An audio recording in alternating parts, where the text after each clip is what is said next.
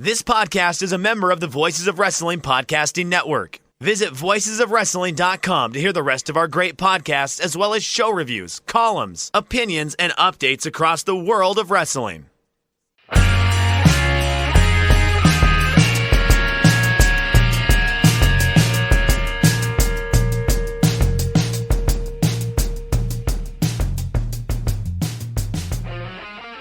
It's Shake Them Ropes. My name is Chris Novembrino. I'm joined here by Jeff Hawkins. We're going to spend the next hour or so here trying to take your mind off of the news events of the week here. But for those of you who are interested in hearing about that, you can, of course, listen to my other show, Don't Worry About the Government, and you can hear me talk about that at length. This is a serious time right now, and I encourage people to be following the news closely. But we're here to talk about wrestling. Although, unfortunately, the news will dribble into wrestling as well. So with me to help me with this is Jeff Hawkins. Hi, Jeff. Yeah, it's going to dribble in a little bit because the company we most cover decided to comment on it. So, yeah. Yeah, the company we most cover has a real knack for being tone deaf. And it's essentially impossible for us to get through the wrestling news of the week sans the context of the broader political situation that we are currently in, involving Black Lives Matter, involving the protests that we're seeing all over the country. We're not covering that here, though. If you want to hear more about that, I literally put out 2 hours and 45 minutes of it over at Don't Worry About the Government. And I just put out another 45-minute premium show, too. So there's lots of me talking about that. But let's get into some wrestling news here. Chris, what is your opinion on the Spud angle? Drake Maverick. I'll go with his other name in terms of how much was work. When did they pivot? The optics of it, because as you have said before we went on air, and even just now kind of alluded to, our theme for the week is going to be tone deafness. What's your general thoughts? I mean, what's interesting about the tone deafness with the Spud situation is that this war, it correlates to politics and like the state of affairs here in the country, in the sense that like in wrestling right now, in the wrestling business, you have all these other organizations. NWA, I think, is probably the most notable. Billy Corgan was paying money out of his own pocket to keep people employed. Meanwhile, WWE is posting record profits and spent the earlier part of the March, like the start of coronavirus, and that story really kind of bubbling up, doing targeted cutbacks, and trying to justify doing targeted cutbacks. And that's where the Drake Maverick story here begins. But there's a real question of how many of these cuts did WWE really need to make? And I think that question's only going to get larger once we see the quarterly profits for quarter two. For me, the real tone deafness came after the fact. The Drake Maverick interview of seizing an opportunity where other guys didn't. That to me came off. That must have cut like a knife for some of these guys who have been, beating their head against the wall at this company. Zack Ryder sitting there while WWE asked to use his pool when they go, we don't want to use you anymore. And then hearing somebody go, I seized the brass ring junk. My opinion is this. My opinion was Drake Maverick was let go. That's right. He then went to social media and cut this promo after agreeing. Because I think for Drake, his dream was to wrestle in front of a WWE audience. And he never really got that. He got like a match on 205 Live, I believe. But I think his dream was to be a wrestler, not a figurehead and not a manager. He wanted to be in there and to show that he could get over on his own merits. So he said, sure, I'll do this cruiserweight tournament for you. But then went on social media and cut this promo, which caught the imagination of wrestling Twitter, wrestling journalists. It reminded everyone that, it didn't just catch the imagination. It reminded everyone that Drake Maverick, James, Spud, whatever you want to call him, is, I would say, in the top 10% of promos in the business right now. I would agree. And in that company, top 5%. And this is just me speculating. but this is where the company looked at it and went, well, maybe we could do something here. And there might have been a little bit of backstage politicking from a friend of Drake Maverick's, who we know, who is very, very large and very, very important to the SmackDown brand. I don't know that for a fact, but could be possible. No, but you have to imagine, even if it wasn't direct politicking, I think the idea of estranging or straining the relationship with that current champion would not be a wise move. And certainly WWE would be in a really bad position if Strowman ever walked. But I think the deal was made after the promo was cut. We can use this as a storyline, but we can't actually fire him after this. So that would be very bad optics. So we're going to sign him for now. And who knows how long this contract runs. But then or if he does anything interesting ever again after this sequence. Yes, I mean, he could be on next week and get squashed by that tag team that Stokely Hathaway is managing. And that could be it. But for now, it would be very, very good PR to have him do a good showing. I don't think he was the original plan here either. I think Jake Atlas was probably going to be in the finals with Kushida in some way. But look, we have something here. We have something fans want. Let's build on that. And NXT is the company that would most do something like this because they are out of the purview of Vince McMahon and they kind of have their own little fiefdom down there. Don't get me wrong. There's WWE. I feel like that's less now. Yeah, no, I'm with you, but I feel like we've seen the walls of the kingdom slowly get torn down. It's like a Hong Kong independence slowly being taken away from NXT. Yeah, like I said, it's WWE with yellow ropes right now. But sure. I think they went, we can't go through with this because it'd be bad PR. But we could make a good PR if we actually gave him a job.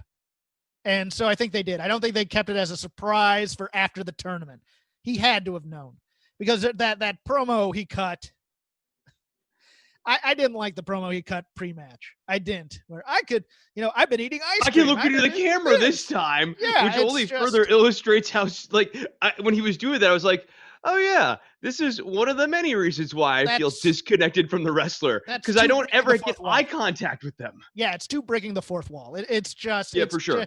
It's too cute by half. It's not taking the gravity of the situation. Like, this is gonna be my finest day or my worst day, and they decided to go. He's been driven insane by whether it's going to be his best day or his worst day, and I don't think that was.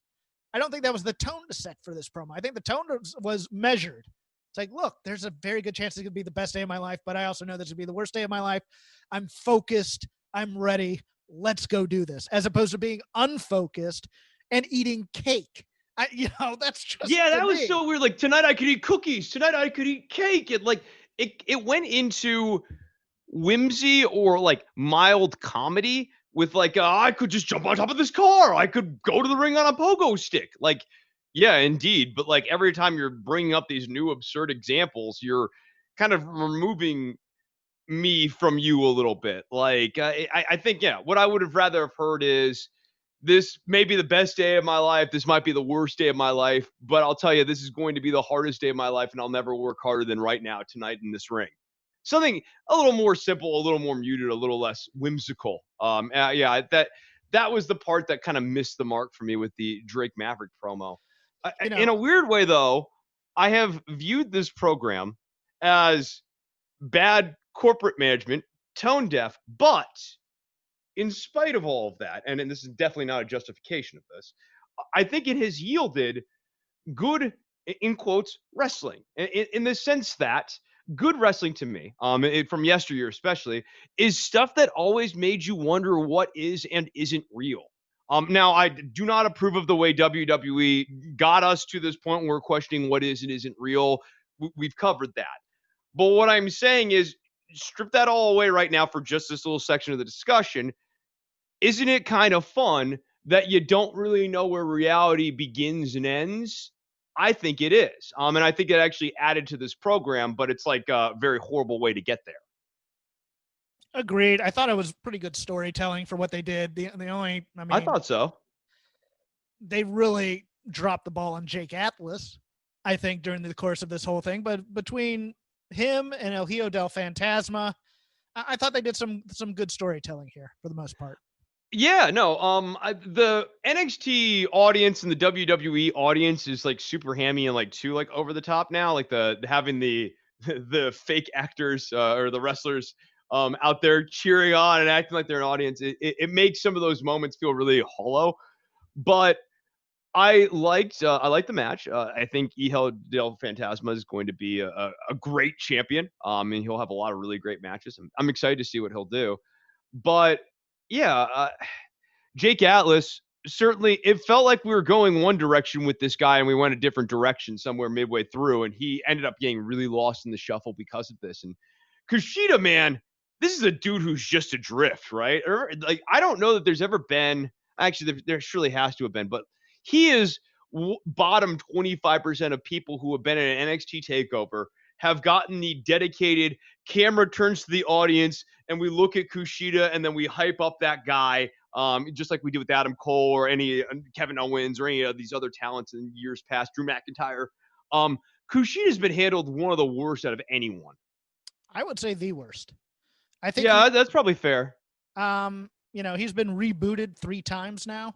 Oh, this is going to be where they get it right, and they never do. I just think they look at guys that can't speak English but are very good technicians and go, well, he's a wrestler. He's not an entertainer. What can we do with it? Yeah, they see him as an enhancement guy. I think it kind of gets back to, you and I were talking before the show here, like the FTR interview with Jim Cornette this week that we both listened to. At one point, WWE goes to the FTR guys and they go, hey, you're great wrestlers, you're great hands, but what we want to do now is we want to tell stories. And now what ensues, your mileage may vary on how much you believe the seriousness of WWE's plan here, but that now we want to tell stories. Now we want to like really get a character going. They love that stuff.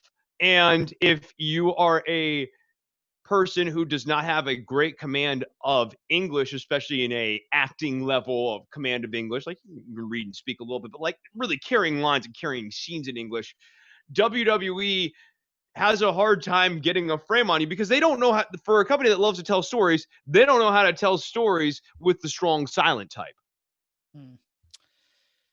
Agreed. We got a lot to get into here. We have an In Your House preview if we want to do it. I thought all the shows had good things to them. But let me go over a few news and notes. Triple H doing a conference call, the usual NXT conference call prior to In Your House, coming on the award-winning WWE Network on Sunday. He says Fight Pit is going to be a regular gimmick match for NXT. Could be good, could be bad. I like the we'll see. I worry that they're gonna get super married to Fight Pit and it'll get gimmicky. But like if they keep Fight Pit fighty, that's a good word for it. Yeah, fighty. It needs to actually have scrappy, brawly, bust his face open, like the stiffness.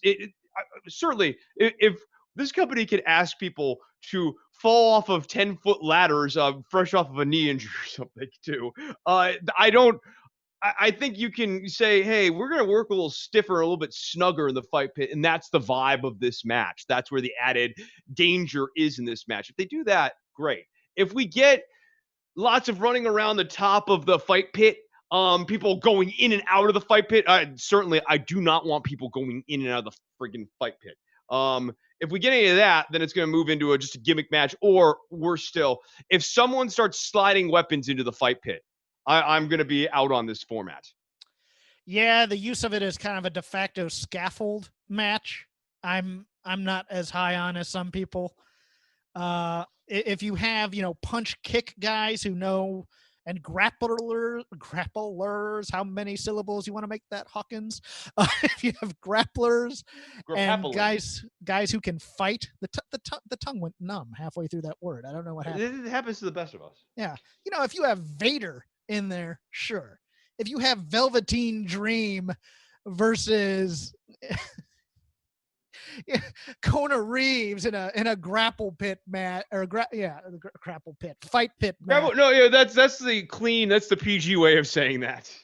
Of the Fight Pit match. No, thank you. I don't want dancing in my Fight Pit. The first rule No, of but fight I pit is think no the dancing. frontier martial arts wrestling example that you brought up with like Vader and Ken Shamrock, one super weird beat in history where WWE just let those two guys go over there and work for FMW for a show. That was weird.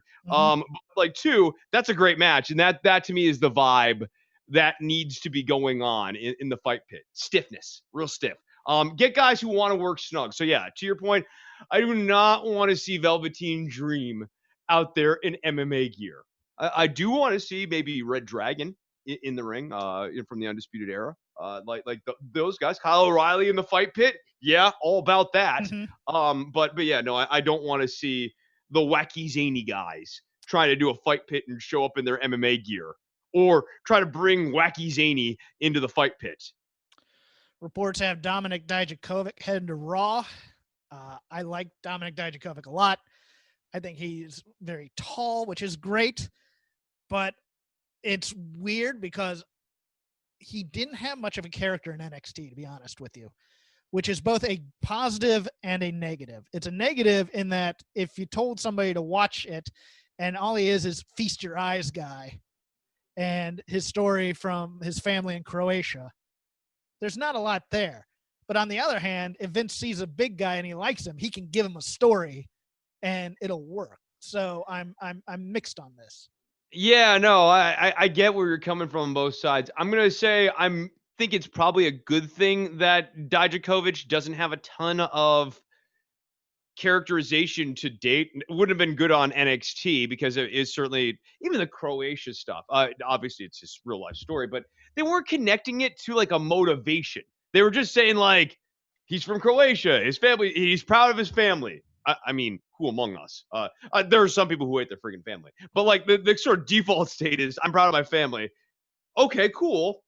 And like, what's the how does that motivate you? How do why? Like, how do I connect that to what you're doing right now? And I don't think that those video packages did a good job of that, and they certainly didn't establish where Dijakovic was going to go next after the Keithley feud was over. John Laurinaitis is the lead producer on SmackDown, it looks like, according to Dave Meltzer. And SmackDown is currently looking for a head writer. Unfortunate for a number of reasons, I think. I could think of someone I'd really like to be head writer right now, but who knows if that person is in position to get the gig. They have not called me back, Jeff. They're not taking me. Can you imagine if I was booking SmackDown? No, I mean, look, I have friends who I'm like, hey, man, they put out this actual listing, and they're filmmakers with credits. Go ahead, and they're like, dude, we know we wouldn't last 3 days, and I'm like, I just want you to go through the interview process like I did. Yeah, I haven't. I signed NDAs for most of the stuff I worked on, and that's 20 years ago, so I have no thing. But we'll see what happens there. And I guess finally, Gronk is done with WWE, going to concentrate on football, drop the 24/7 title in a Okay. Vignette So as I said, the news is going to spill into this show. Let's talk about old R-Truth and Gronk. Gronk. Clicky heels R-Truth as like the gardener. I don't have any evidence to suggest that Vince is doing this stuff in a trolling way. I truly believe, and if there is evidence, by all means, get it to me. I'm open. I'm agnostic on this. So I think everybody's having a good. Everybody thought it was a funny idea. That's what I think too. I think that the issue and the institutional biases here it's not seeing that this would be a problem. Not seeing that people would scan this a problem. Just like the play Book of Mormon. It's like when they wrote Book of Mormon, the assumption was, the Mormons are going to be the group offended. It turns out that it was actually pretty offensive to people from Africa because all of the jokes about Uganda. I think that like that's the sort of issue that Vince has, going back to connecting back here a little bit. That's the issue that he's got going on here. You've got R-Truth on Gronkowski's property. Gronkowski's fine with it because he looks over, he sees a person of color doing landscaping, and then all of a sudden, after using that camouflage that R-Truth had R-Truth is able to get the pin on Gronkowski and runs off like a wacky zany character. Yeah, like I saw there's a big Amos and Amy vibe when he's doing the heel clicking thing. Yes, there is. I saw Book of Mormon on the first tour here in LA with the original cast. The old couple in front of me left at intermission, and I just went, do they not know what this is gonna be? I had a number of people. This is weird. They did this in Dallas, and this was like 5 years after it debuted. I finally got around to go and see it, and I had people go like, "I didn't know it was gonna be like." They were like, "Well, I never." So I'm like, "Dude, come on!" It's like, but I could certainly understand. As I said, if you went in, and you're a black person, you went in, and you just thought you were seeing Book of Mormon. I can understand how they felt blindsided. Because that is not what you thought the subject of the jokes was going to be. But like, there's a joke in there where she thinks texting is done on a typewriter. Like, it's uncomfortable. And that's the type of stuff that R-Truth does all the time. All of his jokes are, he's really stupid, yuck jokes. 24/7, 7-Eleven, 365, 299. Well, the R-Truth character. There was discussion that whether or not the Spud thing was the most offensive thing WWE's ever done. I'm like, I can't get outraged because this stuff happens every week. And my example, the thing that turned me off the most was R-Truth in a Confederate uniform in Richmond saying he's seceding from the WWE. And I'm just like, I get heel heat. That's Slaughter joining the Iraqis, which I still think is the most, because that was done for tickets and publicity versus quote unquote characterization and stuff. That to me is possibly the worst thing they ever did, maybe other than Saba Simba and Tony Atlas. But I can't get my outrage meter up high enough because there's something every week. Yeah. I mean, and we got to keep observing them. We got to, recognize them, call them out for what they are when we see them. But at the same time, it's like, there's so many of them, guys. I don't know.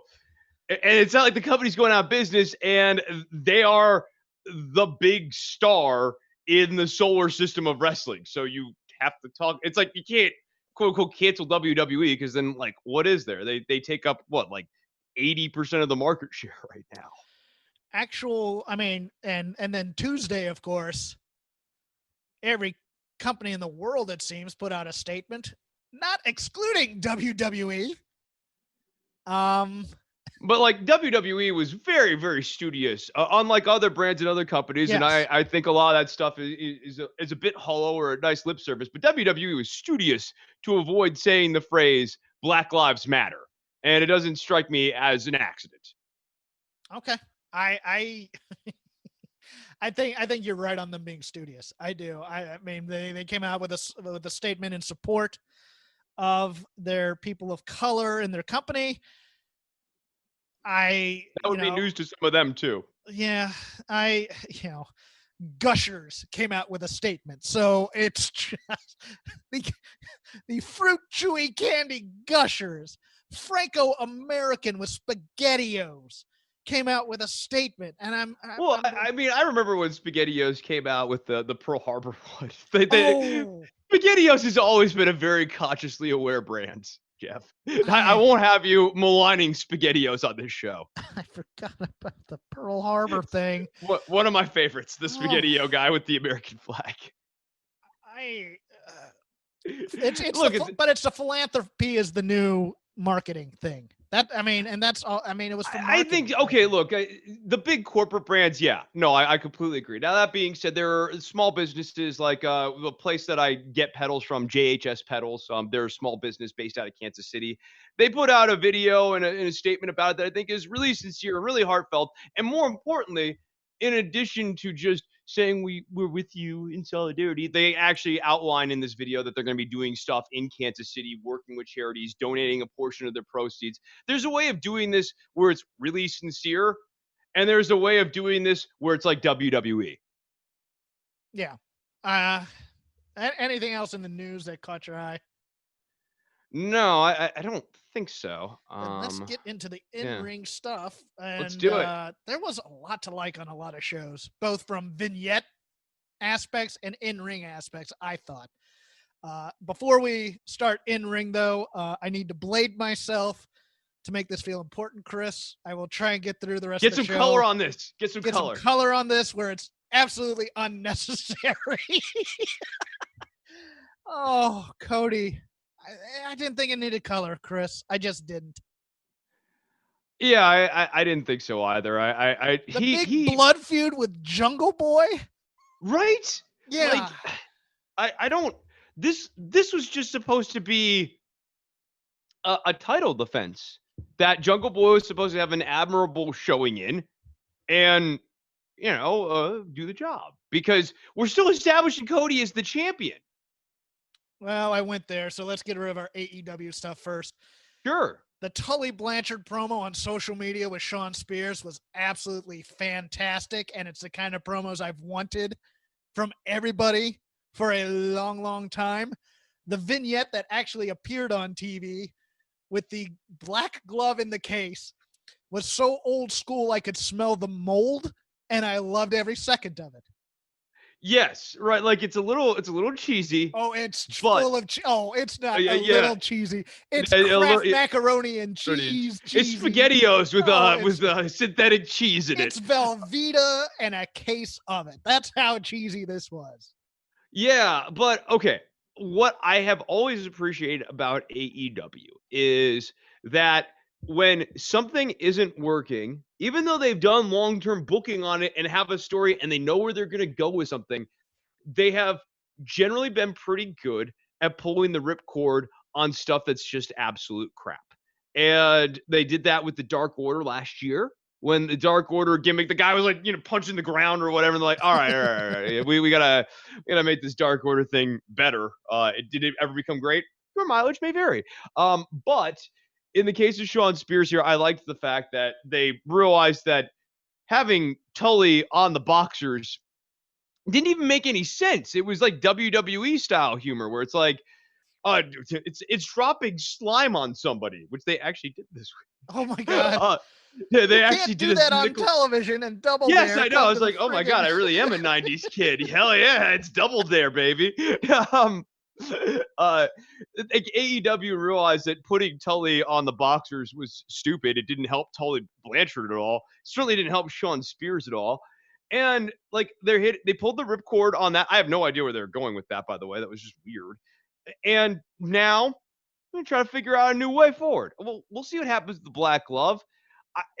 It could be an improvement. We'll see. The Britt Baker training vignette with dragging the small 5 or 2.5 pound weight behind the wheelchair. I died at that, and I died at with her and Big Swole, her in the back of a truck, and not only whoever's in that truck driving it, I think it was actually Rebel doing it, hit both a barricade in front and behind with the truck.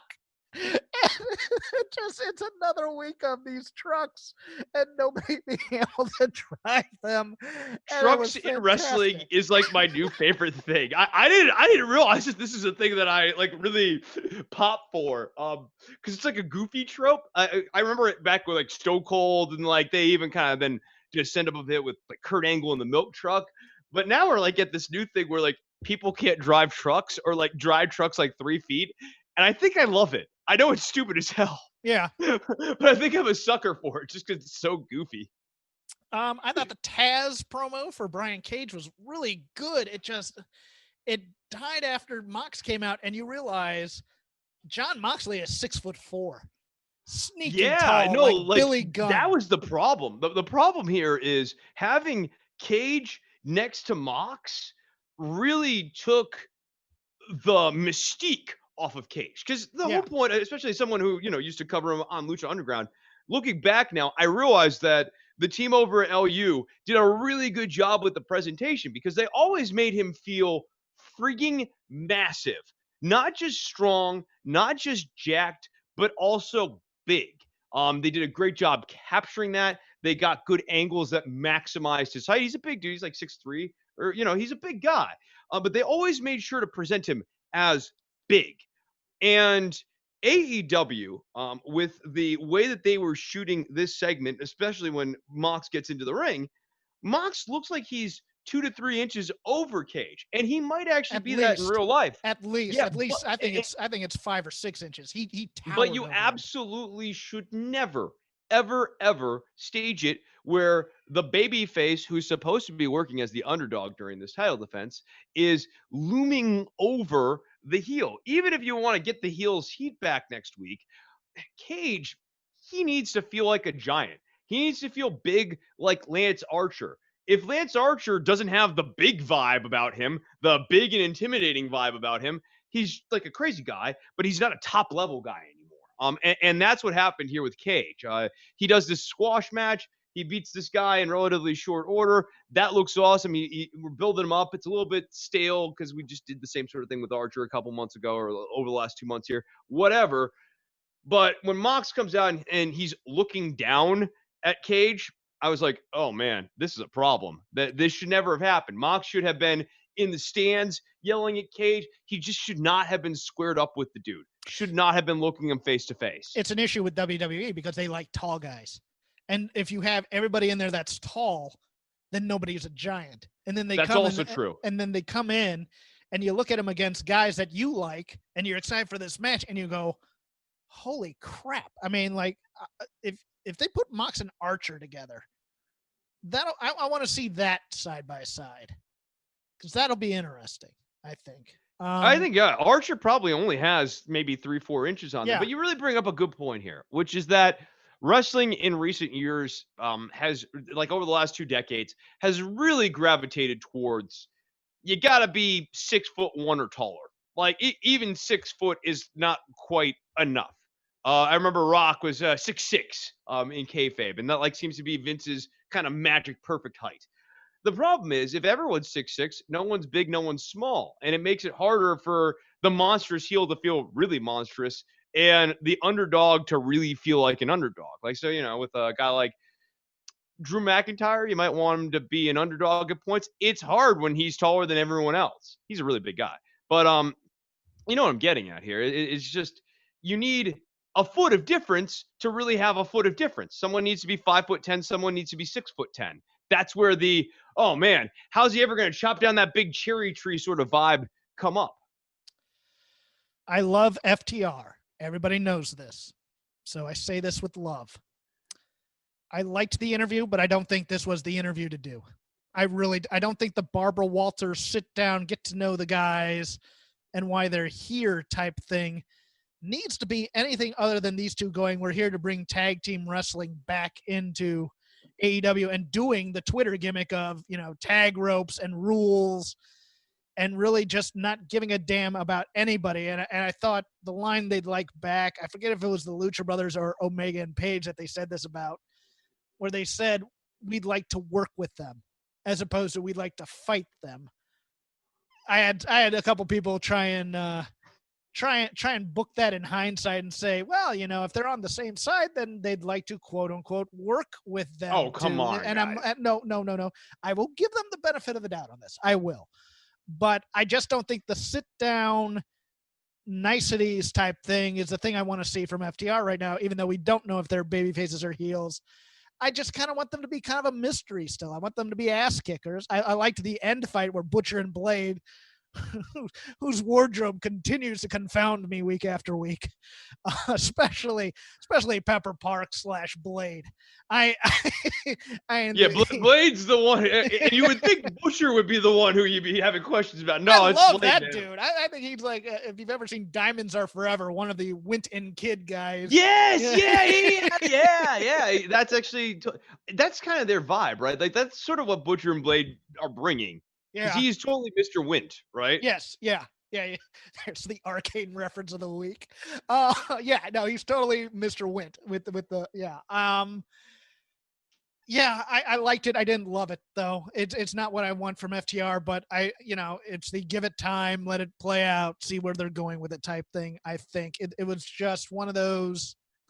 And the other thing is, they're going to be able to have good matches. Yeah. They'll get themselves over with the good matches. And, like, you'll forget about the vignettes. The in-ring work is going to be so good, and they're going to be really allowed to let the bull run and really kind of shine. I mean, if anything, the knock on AEW is the matches have all been a little too indulgent, a little too long. Some of the squashes go on a little too long.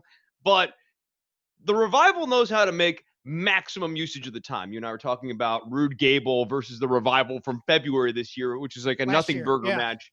Yeah, and they got everyone to bite on, and by the end of it, people were totally into it. I see that experience happening with AEW crowds a number of different times, and I think even if they get cold, they'll be able to get their heat back very quickly with yet another good, well-worked match. Demand Bob Caudle come out with a stick mic and have them stand up in front of a cardboard. They could just cut a promo into the camera type of thing. That's how I view the Revival. But yeah, this wasn't. I want them doing like training vignettes and stuff too. Like I would rather more.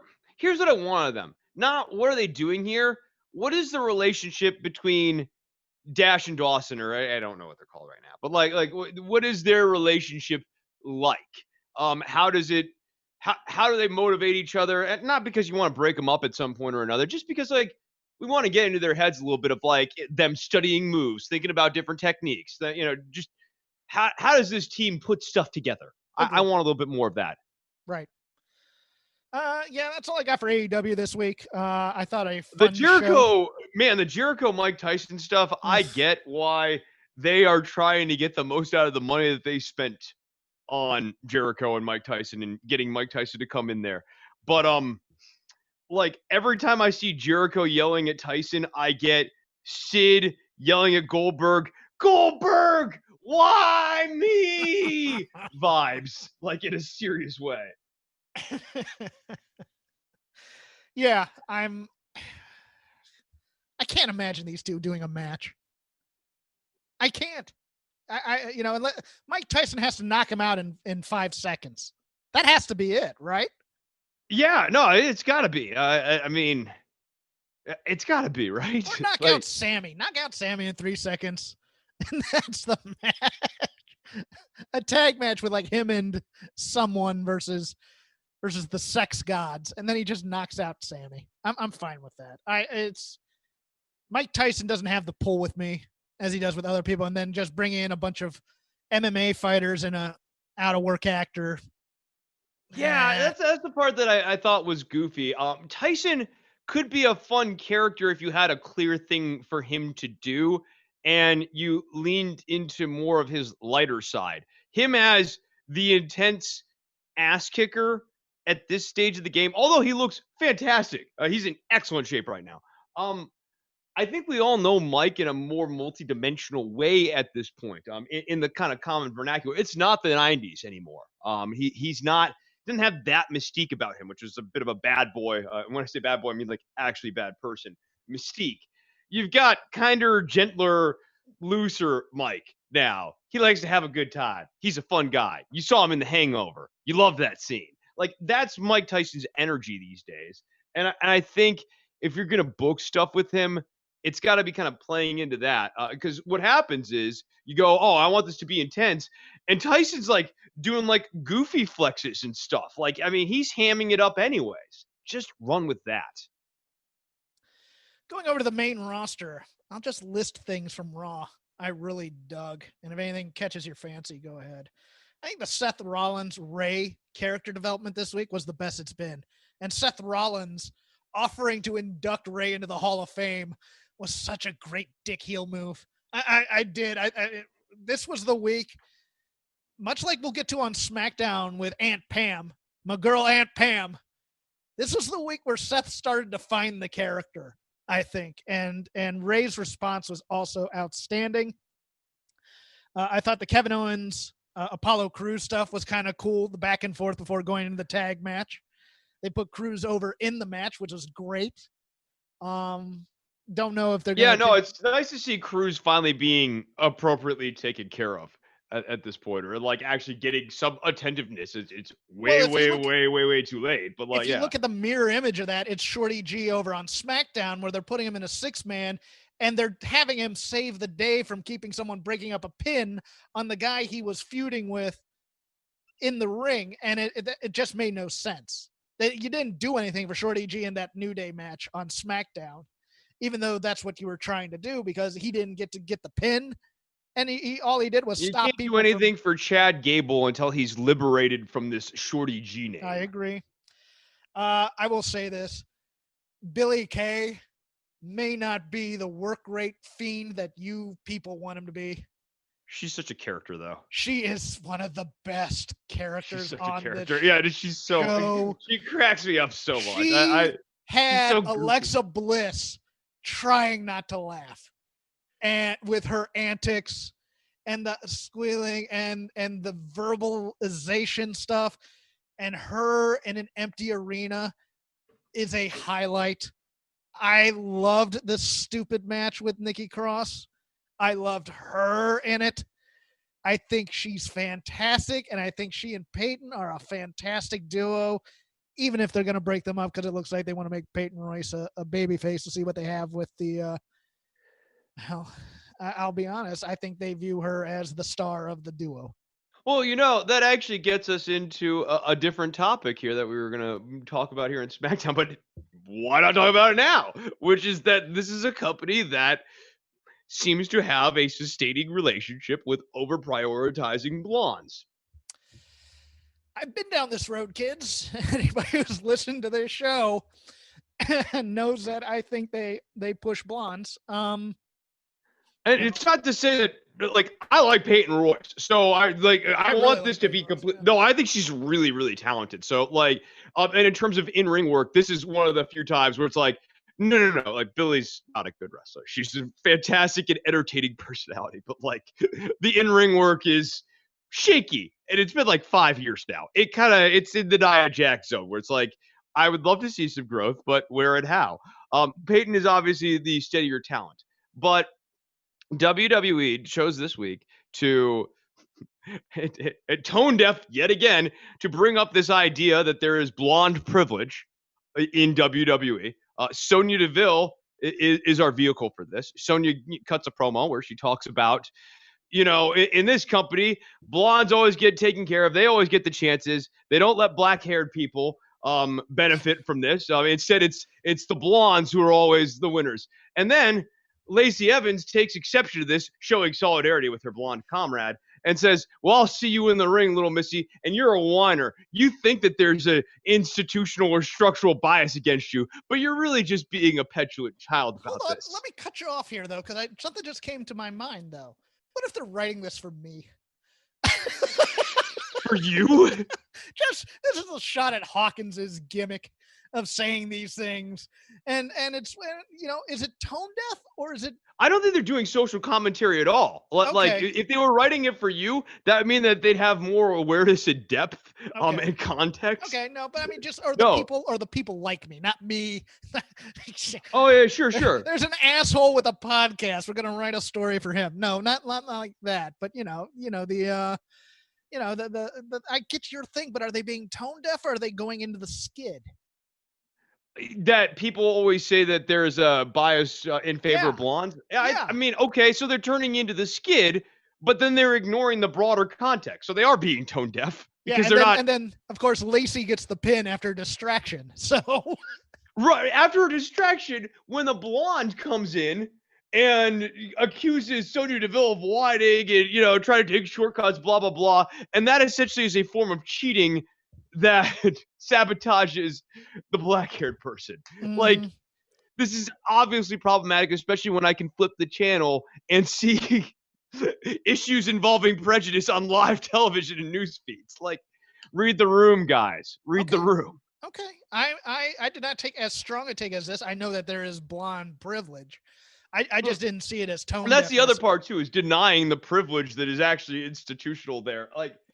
I'm not watching this stuff, hunting this stuff out. This is just getting, the Sonya, Mandy, the Lacey stuff, that was just slamming me in the face, man. I do not come in for these hot takes. That one, I can't.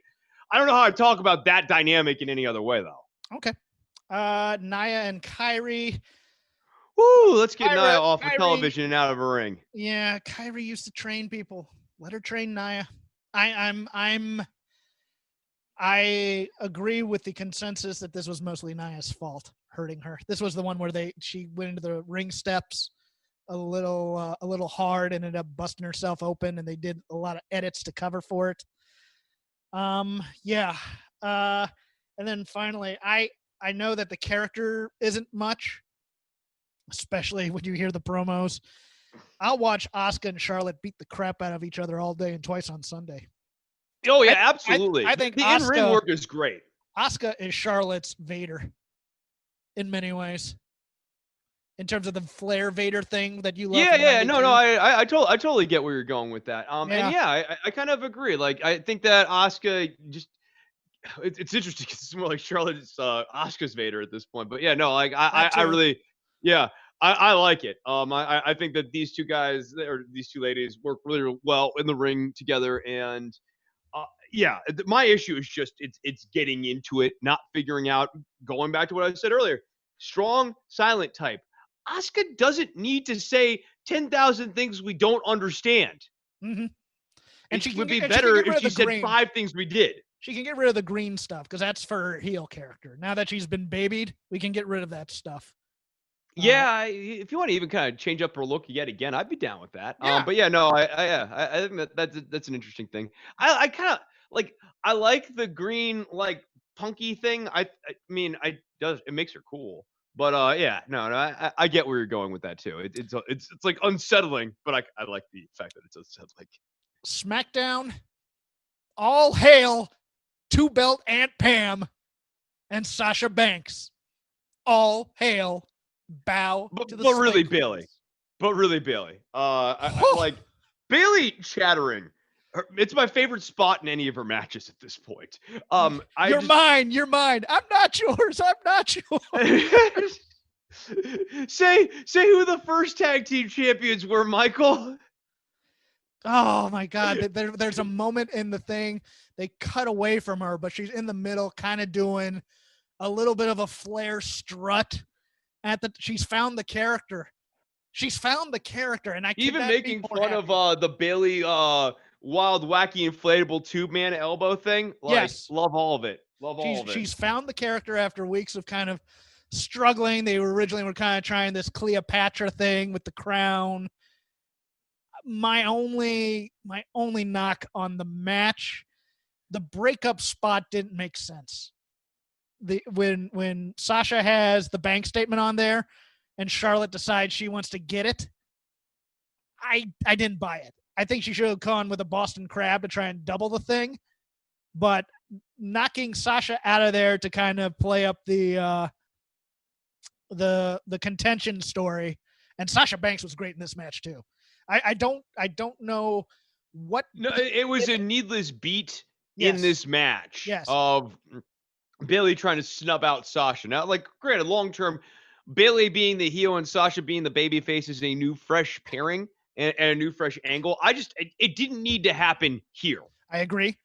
And I don't know if Sasha and Alexa still don't care for each other, even if that was a thing or not. They work so great together. No, they're really great together. We talked about it before. Like, they mesh well. Like, even that end sequence, little shaky, but they are able to do many more interesting things, especially like mat-based, than a lot of other talents do. Like Lacey Evans couldn't do the stuff that Sasha and Alexa are pulling off. And for my personal peccadillos, I would not mind a segment on Monday with Bailey and Sasha and the Iconics as they are involved in this tag team feud between the 3 people who have held those titles. I would not mind that at all. And I know you brought up the Ultimo Dragon thing. I would like it if Bailey got... She has the 2 belts. No, but I want her to get gimmick belts that are like not winnable. Like 5 other role model title. Yeah, no, like or old. She just goes and grabs old retired WWF and WWE titles, like the hardcore belt and stuff, and just carry them around as well. The Divas the European title. Yeah, she declares herself the European champion of the women's division. Gets that title. Yeah, she loves gold and she loves belts so much. She's decided she wants them all. And, she looks like a mummy coming out with them on all of things. And if you have not seen it, guys, the WWE.com exclusive post-match is so fantastic with them getting their pictures taken with the titles and then ending with them crying on the floor, which was the knock or the report against Sasha during WrestleMania when they lost the titles in the first place. absolute fantastic character work from these two.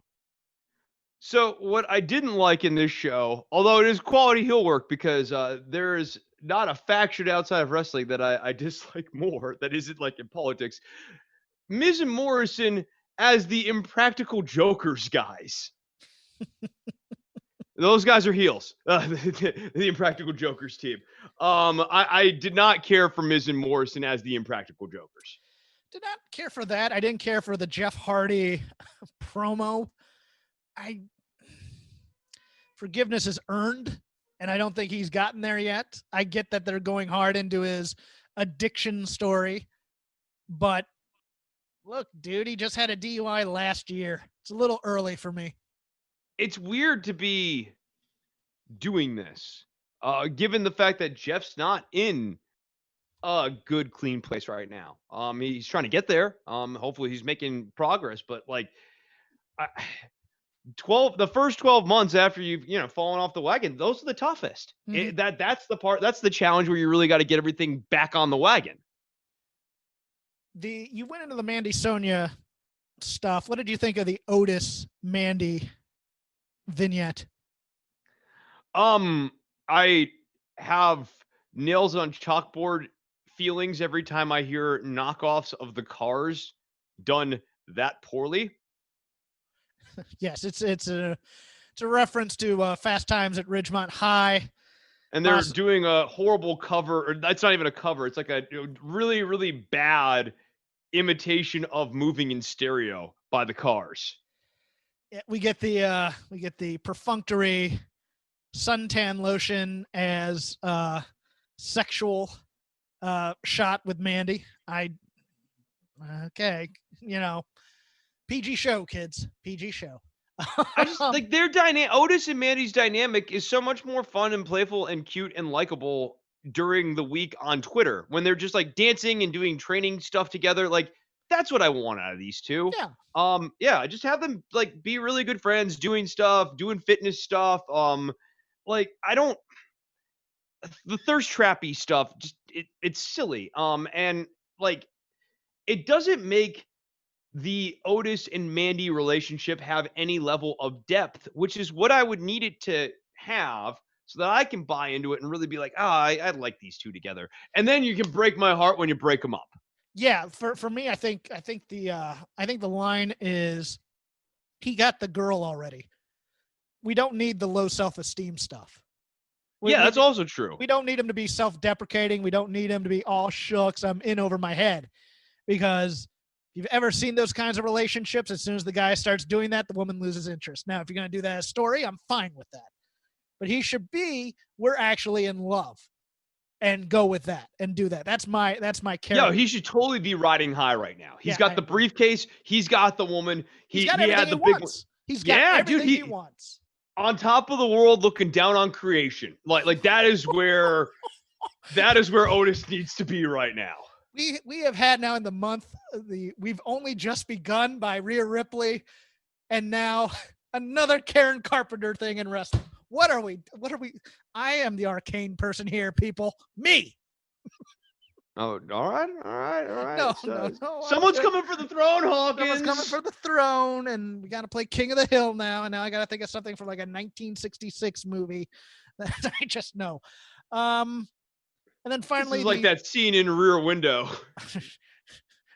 This is like Eric von Stroheim's Greed, the 10-hour version.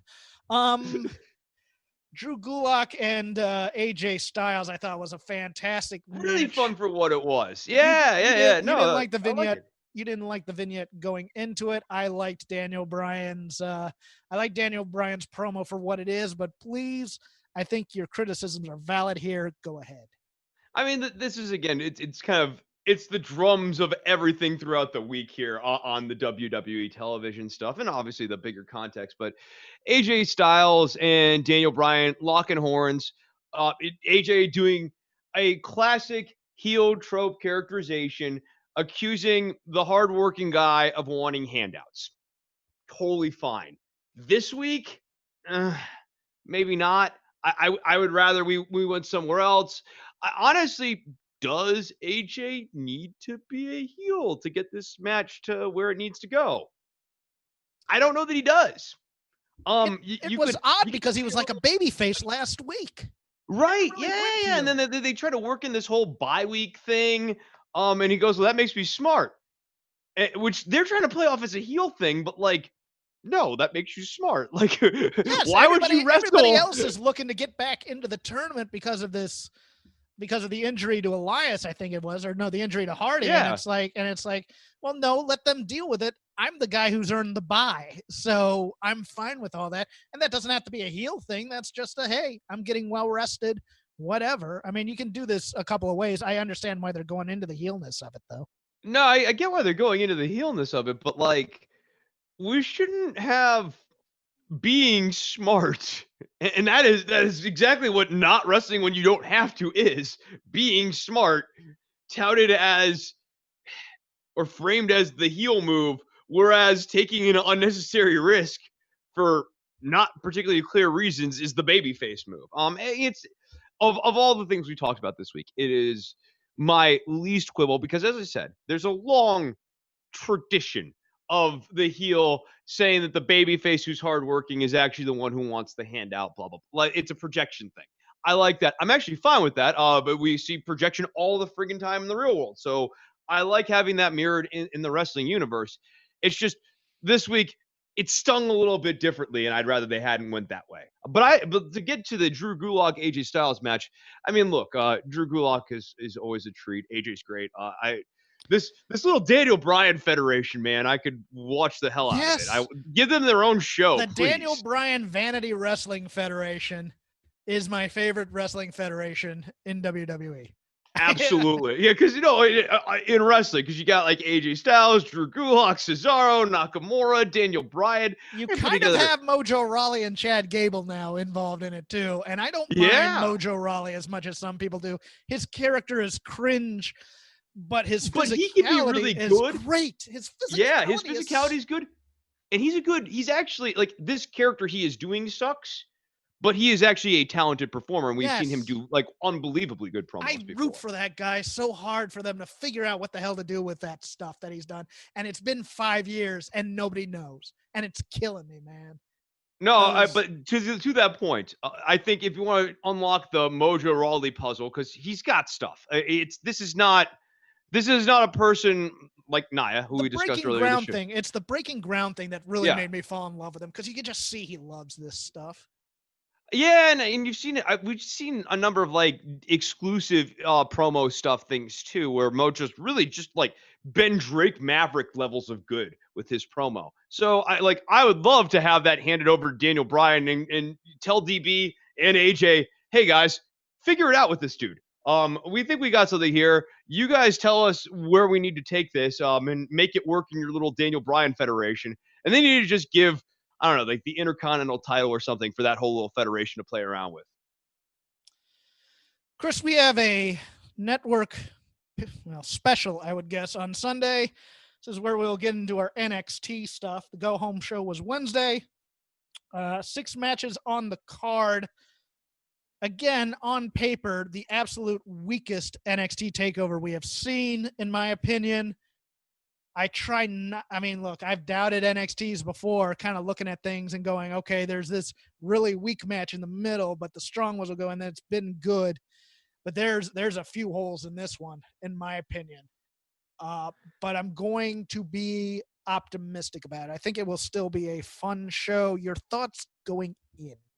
Well, let's go match to match. I'll say this as you're getting that up. I have not been in love with the NXT product. This has actually probably been the coldest I've ever been on NXT during this period. I just think that they've not really figured out what they're doing with the Undisputed Era. The top of the card stuff is really sort of unclear and shaky. Don't love, Johnny and Tommaso's characterization. You pulled Dijakovic off of here. There's rumors that that this will be the last event for the Undisputed Era too. Interesting. God. On one level, okay, that's good because they don't know what they're doing with them. But on another level, you put all of this heat into these guys and you're going to, I guess, take it off. At least Adam Cole. It might be his. Okay. I don't think they should do that until they actually tell the story of the slow dismantlement of the Undisputed Era, which is not what we've been getting in these video packages. Like in these video packages, it's been almost like the Bubbly Bunch, where Adam Cole's like, "Hey, how's it?" And some of those are actually kind of fun. Like these four guys thinking that they're really funny and really entertaining and really like engaging and like cool dudes, but they're actually all really obnoxious. I think is great. It's a great heel faction thing. Mm-hmm.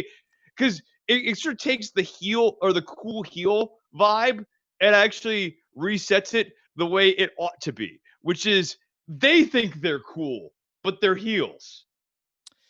Yeah, and I always like the heels that championships mean money. So we're riding in limos, we're going out to fancy restaurants, we're living the high life because we are champs. And I think that puts prestige on the championship. I agree think too. It works all the way around for it. 6 matches. We'll start with the 6-woman tag match. Mia Yim, Shotzi Blackheart, and Tegan Knox taking on Candice LeRae, Dakota Kai, and Raquel Gonzalez. I think this is going to be fun. I think we're setting up for a spot where Shotzi's going to put her life in danger. It's the best way I can put it. I am waiting for Shotzi to razzle dazzle me. I'm impressed with the way that she's putting her life in danger, but I would love to be razzle dazzled in between the 4 ropes. Yeah. Because right now she's a cute, charming person who rides around in a tank and has green hair. Yeah, pretty much. I have the heels winning this somehow by, probably by pinning Shotzi. I think they're going to keep Candice. I actually think that's probably right. Shotzi's there to take the pin, isn't she? Yeah, I think so. So hopefully, this will be a trial by fire for her too, because she's probably going to get a hope spot leading up to her taking the pin. And what she needs to do, this match is really all about her. What she needs to do is really establish that, like, she's someone who this organization can trust to work longer matches a solo mio. Yeah. And, we'll see. We'll see smoke and mirrors a bit. We'll see, a cluster in terms of the match eventually breaking down, as they always do. And Shotzi will dive into a pile of humans at some point. Mm-hmm. Hopefully they catch her. Yes. Keithley takes on Johnny Gargano. We had a key spot in the NXT show on Wednesday. We know what they did on AEW with this. The guy was out for months. Keithley was better by the end of the segment. I think Gargano wins the title here. I think he's going to win. I think if you're doing the hand thing, if you're setting up the hand damage thing, because he wasn't better by the end of the segment. He was favoring his hand. I think the entire match will be worked around his hand.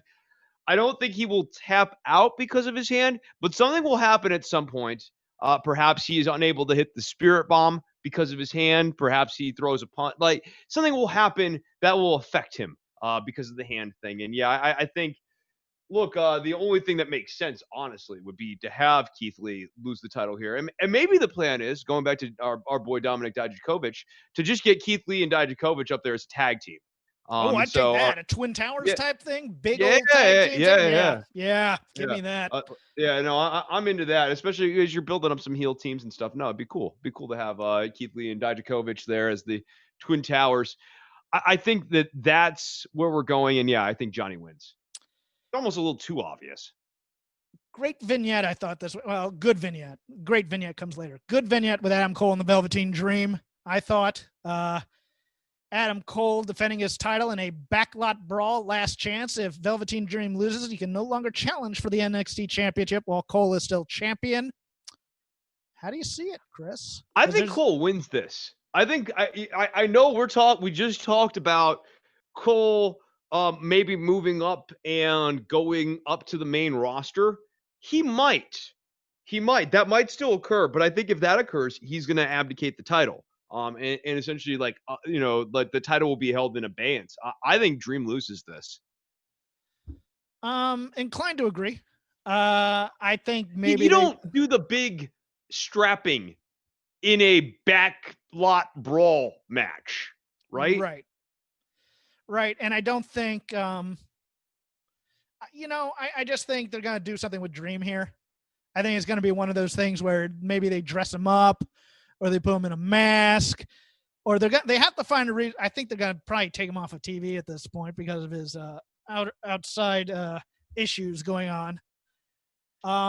That's another good reason why this might be why I would not be putting money on Velveteen Dream to win this match. Right. Yeah, so we'll see where it goes. And plus, I think if they bring up Cole, having him as NXT champ for now would be a good rub for him because he's a smaller guy.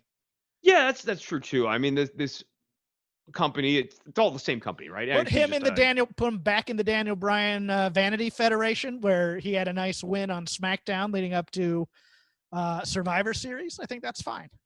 Yeah, you can have him work double duties during the next round of tapings here. Maybe have him if you want to build to a big match too. You can do that. Have him drop the belt at the next takeover. There's a lot of ways out that don't involve Velveteen Dream winning the title, and I think we've outlined a number of reasons. Let's stop on this too. At the end of the day, Velveteen Dream has not exhibited that he can work at a main event champion level. He just hasn't. I like him. He's a fun character. There's a lot about the entrance that's fantastic. He does.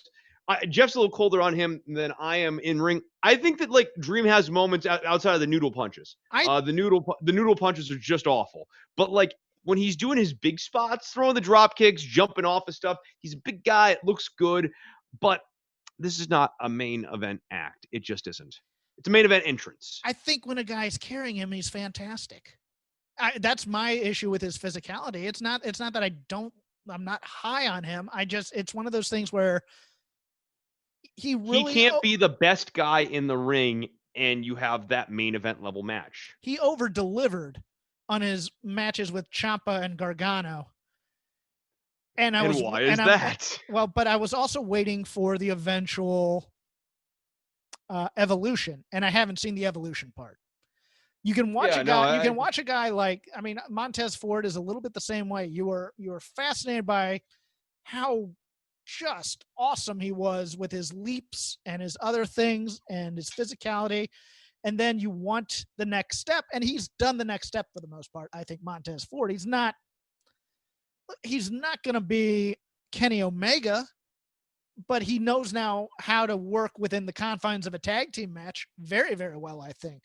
And I'll tell you, with some outside training, if he went and just did a training camp with, pick your indie wrestlers or whatever, and they sat there and all right, here's what he's got. Let's add some stuff into him, some mat stuff, a little bit of suplexy stuff, maybe some lucha stuff into his mix here, to just kind of round out all the things that he can do with the leaps. Dude, Tez is great. He's a really, really great character. They just haven't put the time into him. But to that point, I think Ford has a higher in-ring ceiling than Dream does. I think, Dream's kind of very close to what that ceiling is. And I think Tez still has room to grow. And I think Patrick's a little the same, but I think Dream's the same way. I think, instead of having him do drills and stuff, I put him in a room with some tape with a guy who was in the 70s and 80s. Terry Taylor could do this. Terry Taylor could sit him down and go, okay, here's what you need to do.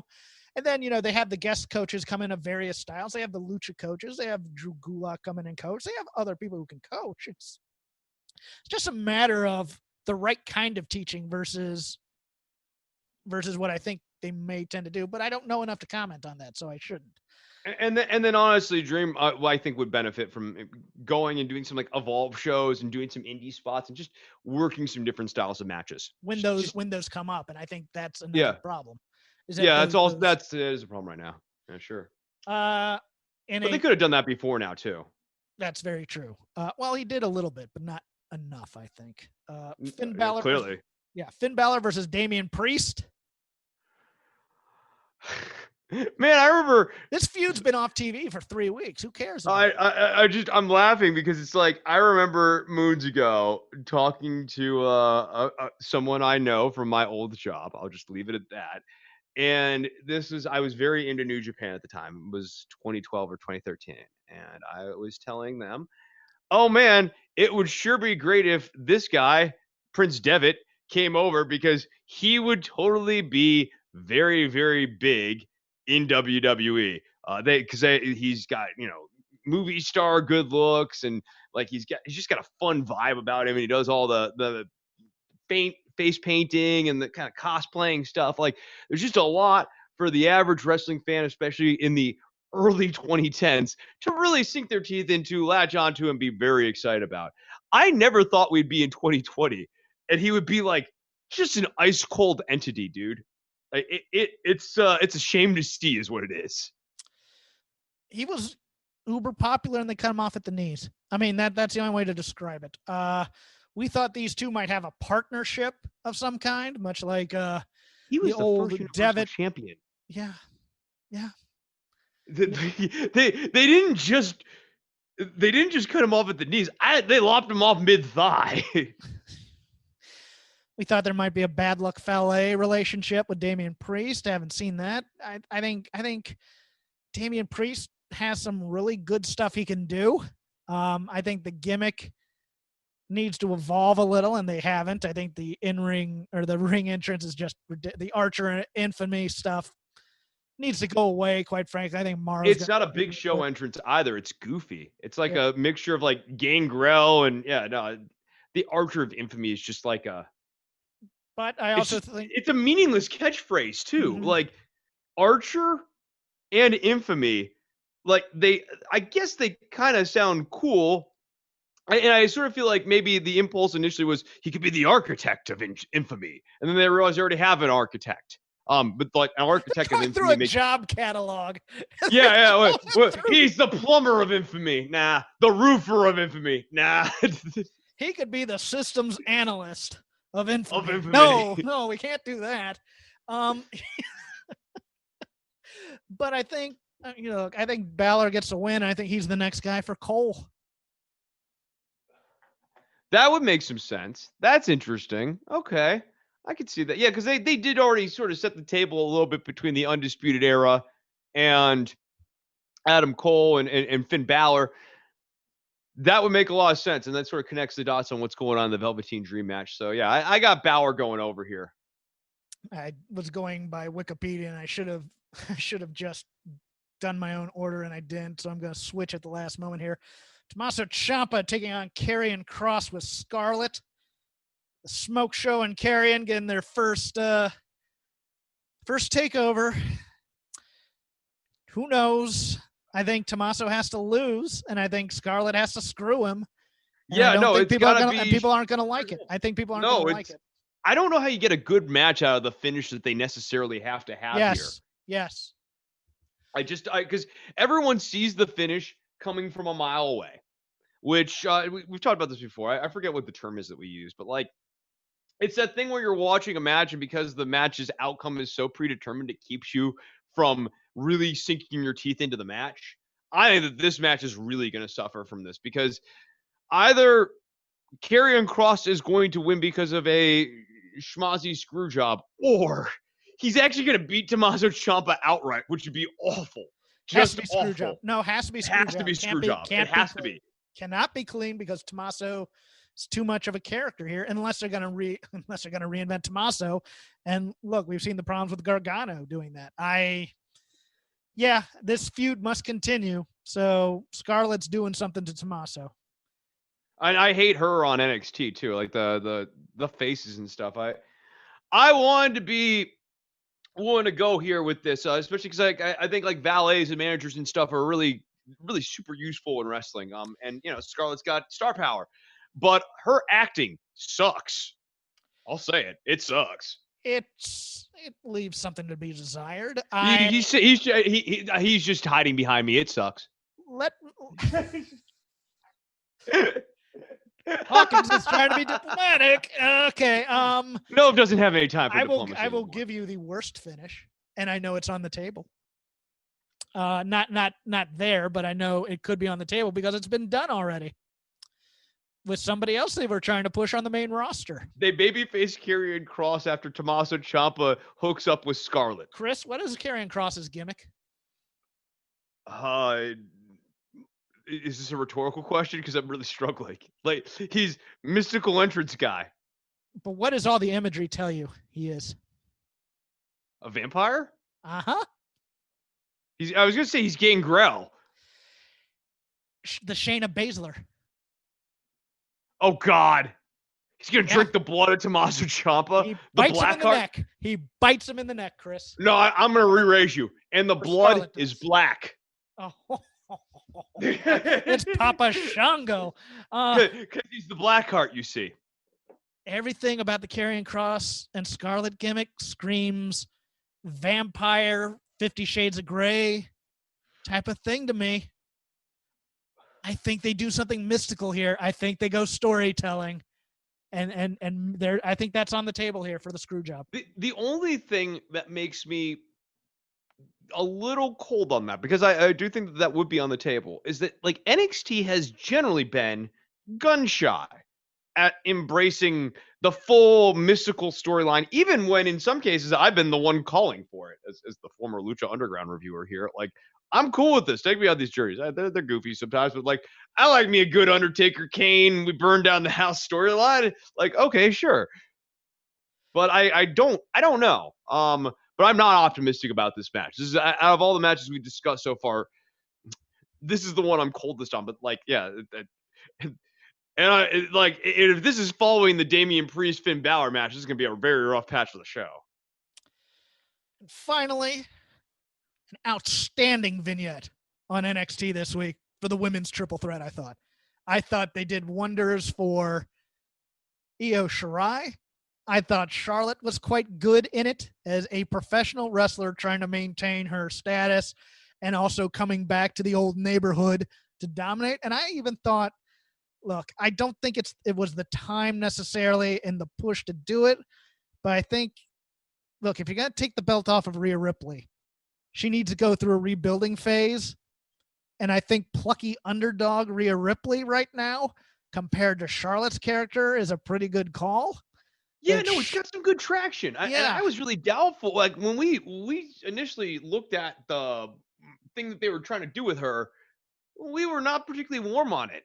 We didn't like the move, but I think they're doing okay in this space, given that this is sort of like the backdrop that we need to make her a plucky underdog, and I think Rhea is really doing her part. And I even like the weirdness of the Io Shirai one. I did. I thought it was a kind of a cool thing, her being in water the entire time. But we have this triple threat match. We have Charlotte Flair doing sometimes triple duty in a week as NXT champion, but going in between SmackDown and Raw. Although, hey, Chris, nobody mentioned that. What are they calling the wild card now? That dumb thing. Nobody partook in it really this week, and I think who knows where it is right now. I forget what the wild card rule. They had a term for it too. I can't remember. I wanted to call it like the brand visa or something. Yeah, like that. Yeah, the passport or something like that. Yeah, the passport. Yeah. Charlotte Flair versus Rhea Ripley versus Io Shirai. Chris, who comes out the NXT Women's Champion? Is Io a heel or a face? Yes. Yeah. And you know what? She is a nut job who is just nutty depending on the situation and can go either way. I want to say Io wins this because they want to have a sign off that people watching the show actually bite into. And I just have a hard time seeing Charlotte posing triumphant at the end being a finish that the NXT audience is going to be really pleased with. Her matches have been fine, but we just have been so saturated with Charlotte in recent weeks. You got to imagine she's probably tired of having to make all these different appearances. I would think so. A lot of me says Io Shirai is finally getting a run with the title. And then there's that not half, but like 10% of me that thinks, you know what? Kyrie needs something to do with Asuka having the title. You bring Io up as a tag partner to take on Aunt Pam and Sasha. I think, and then you still have the Io Shirai Rhea Ripley feud as Charlotte goes away, and then you can come back to Rhea and Charlotte at another date when it's a WrestleMania match. So everything in me says Io Shirai is getting this title somehow by some weird throw somebody out of the ring and stealing a pin type of situation or something. I could see them giving it right back to Rhea. I just don't see that as the call. I might be able to see them do Charlotte Flair, but I just don't see who else on the roster. Charlotte Candice is a great match to me, but they're now both heels. Charlotte Tegan Knox is a fun match to me, but Tegan's kind of stuck in this 6-woman thing. I don't want Charlotte. And they need to get like some anywhere. upper card vibes going with Tegan at this point. Yes. I like Tegan, and I definitely see further mileage for her, but like she has very mid-cardy vibes, and I don't think she has to. Yes, she should. I mean, this thing with Dakota Kai should be elevating her, and she's doing walk-ons and comedy skits with me and Keithley, and I just don't get it because she has Becky vibes. I'm gonna say it, and it's not just the red hair. She has the attitude. Yeah, the tough brawl and draw. And if you want to, like, I would love it too if they made like Mia and Tegan the new buds. Like they're buds, and maybe like Tegan, Mia, and Keith, like they're all friendly and chummy. Like of course I'm old school and I like baby faces getting along and being friends with each other. Package the tough babyface NXT women's team to go up against Bailey and Sasha for a program. They don't have to win. And Dakota and Reina, they got unfinished business over there too. I'm good with that. But you have Rhea, I have Io. Yeah, I don't know that I have Rhea. Did I say that? Oh, I think I said. I don't know either. I don't know Io. if you said anybody. What if I just split the difference here? Go Rio. Her name is Rio, and she dances on the sand. You don't know the words to Rio. What the hell's your problem? I know the bass line. You don't even know how to play it. I know the bass line. I got a bass here at home. Yeah, well, you hit the frets, buddy. No, yeah, well, I haven't played it in a while, but no. There you go. There we go. It's a hard bass line too. No, I do the breakdown in the solo section. Yeah. Nothing, dude. Like a coworker's friend is in one of those teenage rock academies in Florida and plays bass and can do this, and I'm just like, he's gonna be a star. Nice. Yeah, no, there's a lot of good bass lines on those old Duran Duran recordings for sure. But I think we've made enough esoteric references today. That's very true. Do we have any? There's more. We could keep the show going forever. No, but I could talk for a long time if you let me. Was there any other wrestling we needed to get to though? I don't think so. So to put it mildly, I'm Crap Game 13 on Twitter. Chris is Chris Novembrino at Chris Novembrino. You can just follow the show at Shake Them Ropes. We are part of the Voices of Wrestling Radio Network. Plenty of podcasts. We have an AEW show. We have the Flagship, which covers almost everything. We have things for minor league Japan promotions, if that's your business. We have a quiz show. We have Omakaze. And of course, you can catch up on all the classic archival episodes of Stipulation if you can find them somewhere on the Voices of Wrestling website. Yeah, our feed is on Red Circle. You can tip us over there. Chris does other podcasts, as he alluded to at the beginning. He's been very, very busy, busy in the political wonkery. Chris, give him your links. Yeah, busy just on the microphone this week too. Like there's a lot of recorded note here as I'm stacking up the week. So you can check it out over at Don't Worry About the Government. Obviously, we're talking about Black Lives Matter. We're talking about George Floyd, Ahmaud Arbery, all those sorts of things. Everything that's going on in the campaign trail, COVID-19, the coronavirus.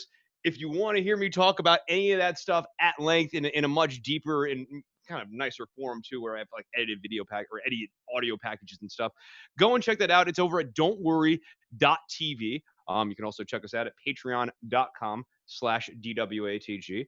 And yeah, at Chris Novembrino. That's where you find me. I want to thank everyone for listening to the show. And I want to encourage everyone to take a moment today and like think about what you can do in your sphere, in your world, to make the world around you in your city, in your town, a little bit better. We all could be doing a little bit more. I think that's a big takeaway right now. Yeah, big problems are solved by little individuals.